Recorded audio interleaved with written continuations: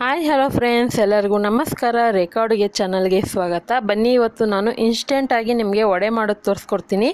ಈ ವಡೆ ಮಾಡೋದಕ್ಕೆ ಯಾವುದೇ ರೀತಿ ಬೇಳೆ ಬೇಕಾಗೋದಿಲ್ಲ. ಸೊ ನೆನೆಸ್ಬಿಟ್ಟು ರುಬ್ಬೋ ಅಂಥ ಅವಶ್ಯಕತೆನೆಲ್ಲ ಈಸಿಯಾಗಿ ಮನೆಯಲ್ಲಿರೋಂಥ ಇಂಗ್ರೀಡಿಯೆಂಟ್ಸಲ್ಲೇ ನೀವು ಮಾಡ್ಕೋಬೋದು. ನಿಮ್ಗೆ ಯಾವಾಗ ಬೇಕು ಅನಿಸುತ್ತೋ ಆವಾಗ ಈ ಥರ ಸ್ನ್ಯಾಕ್ಸ್ ಥರ ಮಾಡ್ಕೊತೀನಿ, ತುಂಬಾ ಚೆನ್ನಾಗಿರುತ್ತೆ.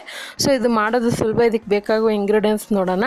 ಇಲ್ಲಿ 1 ಕಪ್ ಆಗೋಷ್ಟು ಕಡಲೆ ಹಿಟ್ಟು ತೆಗೆದಿಟ್ಕೊಂಡಿದ್ದೀನಿ, ಒಂದು 3 ಟೇಬಲ್ ಸ್ಪೂನ್ ಆಗೋಷ್ಟು ಅಕ್ಕಿ ಹಿಟ್ಟು, 1/4 ಟೀ ಸ್ಪೂನ್ ಜೀರಿಗೆ ಪುಡಿ, 1/4 tea spoon garam masala, 1 tea spoon ಖಾರದ ಪುಡಿ ತೆಗೆದಿಟ್ಕೊಂಡಿದ್ದೀನಿ.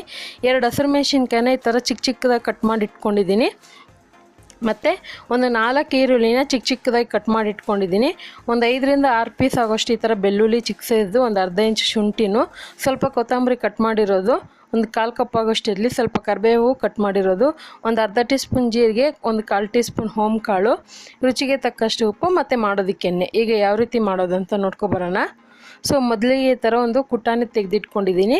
ಅದಕ್ಕೆ ಈ ಥರ ಬೆಳ್ಳುಳ್ಳಿನೂ ಮತ್ತು ಶುಂಠಿ ಹಾಕ್ಕೊತಾ ಇದ್ದೀನಿ. ನಿಮ್ಮ ಹತ್ರ ಈ ಥರ ಜಜ್ಜೋಕ್ಕೆ ಟೈಮ್ ಇಲ್ಲ ಅನ್ನೋದಾದರೆ ಶುಂಠಿ ಬೆಳ್ಳುಳ್ಳಿ ಪೇಸ್ಟ್ ಇದ್ದರೆ ಅದನ್ನು ಯೂಸ್ ಮಾಡ್ಕೊಬೋದು.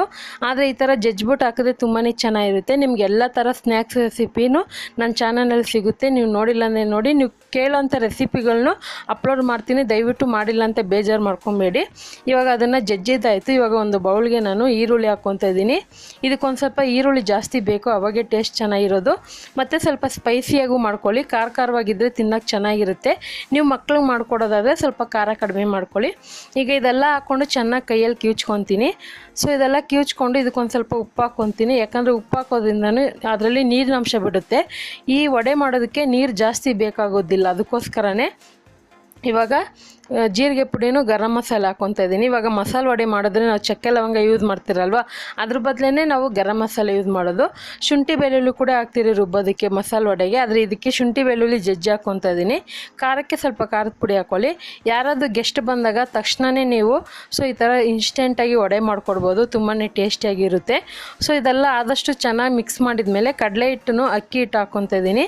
ಅಕ್ಕಿ ಹಿಟ್ಟು ಇಲ್ಲಾಂದರೆ ಪರವಾಗಿಲ್ಲ, ಆದರೆ ಅಕ್ಕಿ ಹಿಟ್ಟು ಹಾಕಿದ್ರೆ ಒಳ್ಳೆ ಬೈಂಡಿಂಗ್ ಅದು ಚೆನ್ನಾಗಿ ಬರುತ್ತೆ ವಡೆ ಶೇಪ್, ಅದಕ್ಕೋಸ್ಕರನೇ.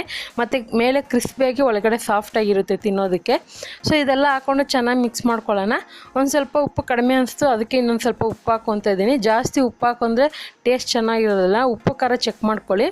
ಈಗ ಇದಕ್ಕೆ ನಾನೊಂದು ಸ್ವಲ್ಪನೇ ನೀರು ಹಾಕ್ಕೊಂಡು, ಸುಮಾರು ಏನಿಲ್ಲ ಅಂದ್ರೂ ಒಂದು 3ರಿಂದ 4 ಟೇಬಲ್ ಸ್ಪೂನ್ ಆಗೋಷ್ಟು ನೀರು ಬೇಕಾಗುತ್ತೆ. ನಿಮ್ಗೆ ಗೊತ್ತಾಗಿಲ್ಲ ಅಂದರೆ ಸ್ವಲ್ಪನೇ ಹಾಕ್ಕೊಂಡು ಕಲಿಸ್ಕೊಳ್ಳಿ. ಆದಷ್ಟು ಇದನ್ನು ಗಟ್ಟಿಯಾಗಿ ಕಲಿಸ್ಕೊಬೇಕು. ವಡೆಗೆ ಯಾವ ರೀತಿ ಕಲಿಸ್ಕೊಂಡಿರ್ತೀರೋ ನೀವು ಬೇಳೆ ರುಬ್ಬಿದಾಗ ಅದೇ ಅದಕ್ಕೆ ಇರಬೇಕು. ತೀರಾ ತೆಳ್ಳಗಾಯ್ತು ಅಂದರೆ ಅದು ಚೆನ್ನಾಗಿ ಬರೋಲ್ಲ. ಬೈ ಚಾನ್ಸ್ ನೀರು ಜಾಸ್ತಿಯಾಗಿ ತೆಳ್ಳಗಾಗೋಯ್ತು ಅಂದರೆ ಇನ್ನೊಂದು ಸ್ವಲ್ಪ ಕಡಲೆ ಹಿಟ್ಟು ಹಾಕ್ಕೊಳ್ಳಿ. ಇದೆಲ್ಲ ಹಾಕ್ಕೊಂಡು ಚೆನ್ನಾಗಿ ಮಿಕ್ಸ್ ಮಾಡಿದ್ದಾಯಿತು. ಚೆನ್ನಾಗಿ ಗಟ್ಟಿಯಾಗಿ ಕಲಸಿಟ್ಕೊಂಡಿದ್ದೀನಿ. ಈಗ ಒಂದು ಬೌಲಲ್ಲಿ ನೀರು ಇಟ್ಕೊಂಡಿದ್ದೀನಿ. ವಡೆ ತಟ್ಟೋದಕ್ಕೆ ಈ ಥರ ನಾನು ಬಟರ್ ಪೇಪರ್ ಯೂಸ್ ಮಾಡ್ತಾಯಿದ್ದೀನಿ. ನೀವು ಡೈರೆಕ್ಟಾಗಿ ಕೈ ಮೇಲೇ ತಟ್ಟಿ ಹಾಕ್ಕೊಬೋದು. ಅದೇ ಶೇಪ್ ಚೆನ್ನಾಗಿ ಬರಬೇಕಂದ್ರೆ ಈ ಥರ ಬಟರ್ ಪೇಪರು ಅಥವಾ ಸಿಲ್ವರ್ ಫಾಯಿಲ್ ಪೇಪರು ಅಥವಾ ವಿಳೆದೆಲೆ, ಬಾಳೆ ಎಲೆ ಯಾವುದೇ ಇದ್ರೂ ನೀವು ಶೇಪ್ ಬರೋದಕ್ಕೆ ತೊಗೊಬೋದು. ಇಲ್ಲಾಂದರೆ ನೋಡಿ ಈ ಥರನೇ ಕೈಯಲ್ಲಿ ಉಂಡೆ ಮಾಡಿಕೊಂಡು ಚಿಕ್ಕ ಚಿಕ್ಕದಾಗಿ ಹಂಗೆ ಬೆರಳಲ್ಲೇ ಪ್ರೆಸ್ ಮಾಡಿ ಹಾಕ್ಕೊಬೋದು.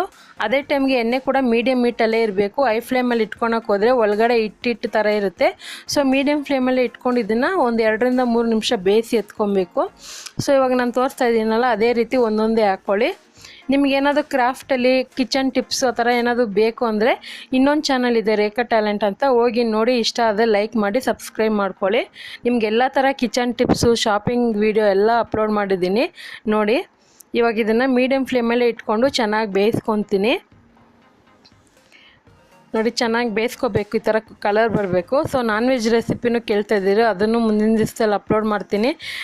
ನಮ್ಮ ಕಡೆ ಮಟನ್ ಶಾಪಲ್ಲ, ಇಲ್ಲ ಚಿಕನ್ ಶಾಪ್ ಇದೆ, ಅದು ಚಿಕನ್ ರೆಸಿಪಿಗಳು ಮಾತ್ರ ತೋರಿಸ್ತೀನಿ. ನೋಡಿ ಇವಾಗ ವಡೆ ಆಲ್ಮೋಸ್ಟ್ ರೆಡಿ ಆಯಿತು. ಈ ಥರ ಕಲರ್ ಬಂದಿದ ತಕ್ಷಣ ತೆಗೆದ್ಬಿಡಿ, ಜಾಸ್ತಿ ಡಾರ್ಕ್ ಕಲರಿಗೆ ಬಿಡೋಕ್ಕೆ ಹೋಗಬೇಡಿ. ಇದೇ ರೀತಿ ಉಳಿದಿರೋದನ್ನು ಮಾಡ್ಕೊತೀನಿ. ಸೊ ನೀವು ಹೀಗೆ ಬಿಸಿ ಬಿಸಿ ಇರೋವಾಗ ತಿನ್ನಿ. ಇದನ್ನು ಆರಿದ ಮೇಲೆ ಕೂಡ ತಿನ್ಬೋದು. ಬೇಕು ಅಂದರೆ ಕಾಯಿ ಚಟ್ನಿ ಅಥವಾ ಟೊಮೊಟೊ ಕೆಚಪ್ಪಲ್ಲಿ ತಿಂದು ನೋಡಿ, ತುಂಬಾ ಇಷ್ಟಪಡ್ತೀರಾ. ಖಂಡಿತ ಇವತ್ತು ಮಾಡಿರುವಂಥ ಈ ಇನ್ಸ್ಟೆಂಟ್ ವಡೆ ರೆಸಿಪಿ ನಿಮಗೆಲ್ಲ ಇಷ್ಟ ಆಗಿದ್ದರೆ ನೀವು ಇದೇ ಅಳತೆ ಪ್ರಕಾರ ಮಾಡಿ ಯಾವ ರೀತಿ ಬಂತು ಅನ್ನೋದನ್ನ ಕಮೆಂಟ್ ಮೂಲಕ ತಿಳಿಸಿ. ಇಷ್ಟ ಆದರೆ ಲೈಕ್ ಮಾಡಿ, ಫ್ಯಾಮಿಲಿ ಫ್ರೆಂಡ್ಸ್ಗೆ ಶೇರ್ ಮಾಡಿ. ಮತ್ತಷ್ಟು ಈಸಿ ರೆಸಿಪಿಗೋಸ್ಕರ ರೇಖಾ ಅಡುಗೆ ಚಾನಲ್ನ ಸಬ್ಸ್ಕ್ರೈಬ್ ಮಾಡ್ಕೊಳ್ಳಿ. ಈ ವಿಡಿಯೋ ನೋಡಿದ್ದಕ್ಕಾಗಿ ಎಲ್ಲರಿಗೂ ಧನ್ಯವಾದಗಳು.